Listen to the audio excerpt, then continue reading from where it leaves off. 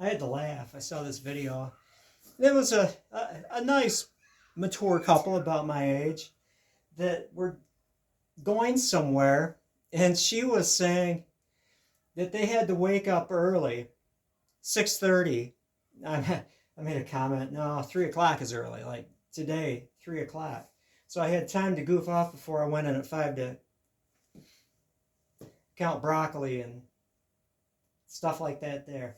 But anyway, get home, do some stuff, mailing some things, figuring out the computer, and then even though I'm exhausted, I had to work on both. And this is the bow that I'm working on, and it's ready for Sinew backing.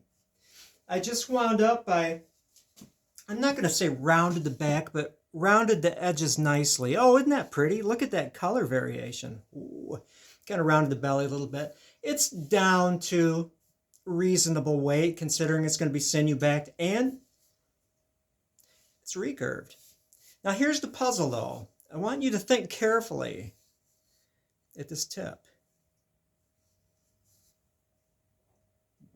Nice tip. What of it? These are just kind of temporary for tillering and also making sure that the recurves are in alignment. And I just finished using my chimenea, and I had my Jorgensen clamp weighted side.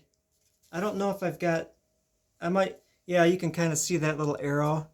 I always say I need to put that arrow there, so I'm going to twist it this way. I need to know. I don't want to have any confusion and twist it the wrong way. So I'll put arrows on things, and that means twisting it towards the arrow. And so I had my Jorgensen clamp arranged on this side, heavy side, and then the other one is on this side. And I had it sitting on my chimenea. So even though it's heating, that Jorgensen clamp, the weight of it is pushing it over. I don't want the recurve to go out of it. So I started heating it like this so the weight is pulling down on it. And then when I'm flipping it, like a rotisserie chicken, I'm pulling up on the Jorgensen and pulling to get it aligned, to twist it in the correct, and it worked out. I strung it, put it on my tillering stick, and the recurves are aligned. Now getting back to the tip. What's John talking about? What's the issue with sinew? Well, typically the sinew will come up and over. If I was just to run the sinew right to the end on this pattern, I've got some wrappings here, so it's not going to destroy the bow, you know, if the stuff eventually peels up a little bit or gets knocked or pried. See what I mean? So it's like, do I flatten it off, standard, run the sinew over, down a piece, and then wrap it to secure it so it can't pull up. The wraps really secure things nicely. Or else, how about this? The grooves are going to be here, recurves here, and the sinew is going to support it. But how about running that sinew up here, wrapping it, having this bare wood? I think that would be, it's got a little nick. I'll have to sand that off. A little nick right there. Yeah, I think that'd be a cool effect. Sinew backed up here, covering the recurve to protect the curve and the recurve, wrapping it, seeing bare wood on tips. And then you'd be able to see, it's kind of hard to see it there in this light, but the difference between there, the sapwood and the heartwood. That would be BA, as my daughter would say. So I've got that going. A couple notes here. I don't think I responded to a fellow. I tried to respond to every single one of my videos, and he was like, hey, I've had a problem with red oak. Stave, board, doesn't matter. Red oak is red oak. That when he puts a recurve in it, it pulls out over time. Have I seen that?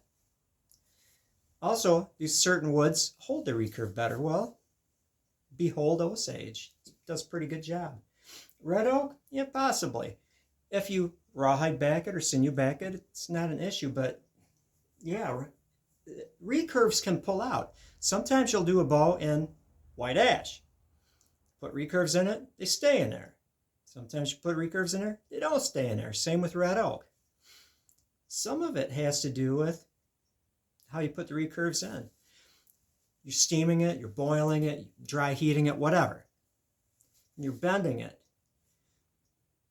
Bending it, and it's working with me. It's happy. Got my bend in there. I didn't have to force it. Other times, let's do the extreme. Bending it, crack. What about the middle? Because everything is a spectrum.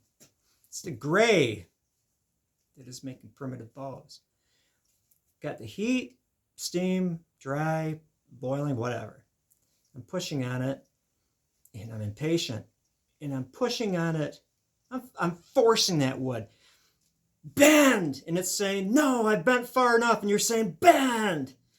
And I didn't manage to break it, but it's in my form, and it's under pressure, and it's kind of pissed off. It doesn't want to bend that much. That will be the recurve that will pull out. The one that's like, oh, you heated me up. I'm very pliable. I'm yours, big guy. You get that bend in there. If I don't get a comment from that, I wake up. I hope you see where I'm going with this. There's so many little fine points, gray areas, exceptions. And I just force that bend in there. It's not going to stay. Heated it enough. It was very compliant. It's happy with that. It also depends, you know. I've got this bow. If I want to make sure that bend stays in there, don't thin it out too much. Give it some meat there. If you want it to be a static recurve, which means, you know, it will stay like that, give it a little bit more meat here. Sinew helps. If you want it to be a, what's the other one? I'm old man moment here. The kind of recurves that uncurl and then curl back, you know? It's a little advanced. Then definitely I would say, you know, sinew back it, because that recurve is leaving and then you want it to come back. Exceptions to everything. Exceptions to everything. You can have a, the heck do you call it? Active recurve, but an uncurling recurve, an unrecurving recurve. And Osage in it could come back, you know, again. Osage. Well, with that, it's my center mark.